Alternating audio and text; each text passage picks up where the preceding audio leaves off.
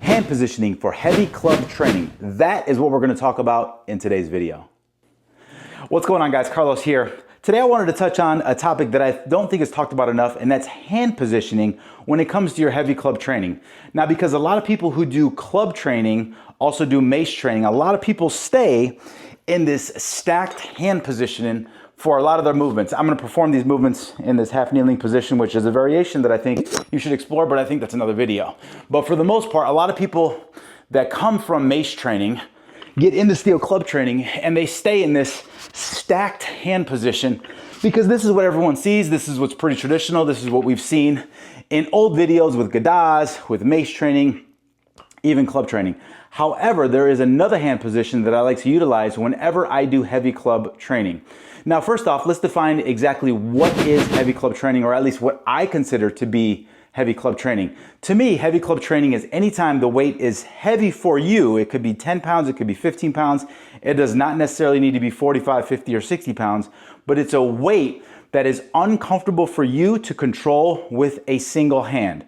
So if that weight is too heavy for you and you need to use two hands in order to control that movement for you to stay safe and for everyone around you to stay safe, then that is considered heavy club training for you.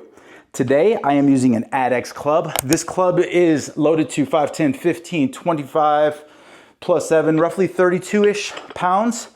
Now, the first hand position that I talked about was the stacked hand position where both your hands are on top of each other. Like I said before, this is the traditional way that most people do club and mace training. There's nothing wrong with it. However, there is another way that's an offset hand position that I like to utilize whenever I start going heavy for me with my training. So for example, if I do a shoulder cast, now just real quick to review shoulder cast, top hand is going to determine what shoulder I go over. So when you see me doing these in the videos, you're going to see my right hand on top, my left hand is going to be on the bottom. That doesn't matter whether my hands are stacked, or they're in this offset or staggered hand position. So I'm going to show you what the staggered hand position looks like. So here I have my top hand at the martini glass of the club, and I have my bottom hand pinky to pommel. Here, top hand determines what shoulder I go over. If you notice, this staggered stance or this offset hand position gives me much more control versus this stacked hand position.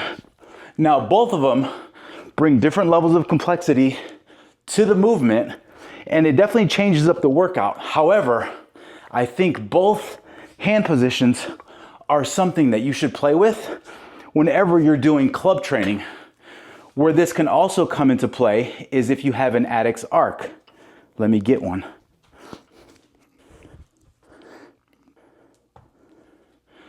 Okay, I found an AddX arc. I had one laying around.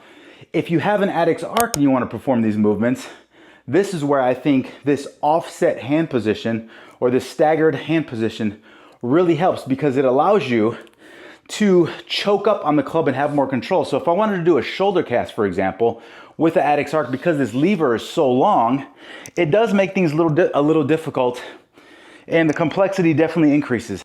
However, if I go into this offset hand position, it makes the movement more controllable, especially because this is a longer lever.